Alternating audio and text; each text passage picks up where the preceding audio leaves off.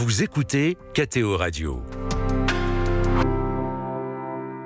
Pour la chronique Vue de Rome de cette semaine, Cyprien Viette de l'agence Immédia revient sur l'évolution des modes de recrutement et du management au Vatican qui cherche à rajeunir et à féminiser ses effectifs. On vous écoute Cyprien Viette. Travaillez avec nous, la rubrique ouverte sur le site internet du Secrétariat pour l'économie du Saint-Siège en octobre dernier a ouvert une nouvelle ère dans le mode de recrutement des employés du Vatican.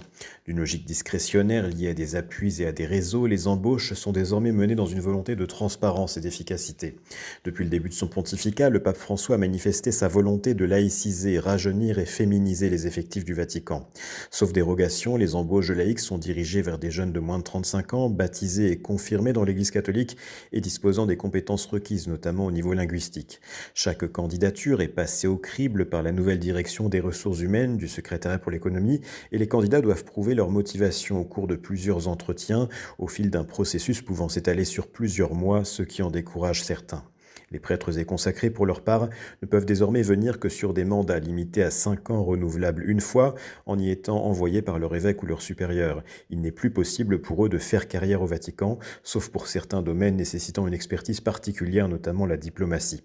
Le Vatican compte au total environ 4500 employés, tous services confondus, avec des profils très variables. Les ouvriers de la fabrique de Saint-Pierre n'ont pas le même cursus que les experts du Secrétariat pour l'économie ou les employés de la section latine de la secrétairie d'État qui sont encore généralement des prélats. La durée légale de 36 heures hebdomadaires répartie en 6 fois 6 heures ou plus rarement en 5 fois 7h12 est souvent dépassée, notamment avec le travail du dimanche. La pandémie a aussi bouleversé le mode de travail au Vatican, comme partout dans le monde, avec une explosion du nombre d'heures travaillées à la maison. Les groupes WhatsApp, dont les Italiens sont particulièrement friands, se sont mis à crépiter à n'importe quelle heure du jour et de la nuit, certains responsables lançant des discussions à 23 heures.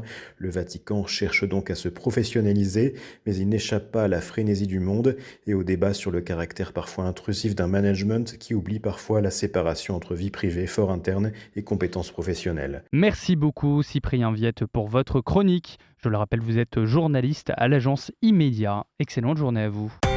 Vous écoutez KTO Radio partout en France sur le DAB+, et dans le monde entier sur Internet.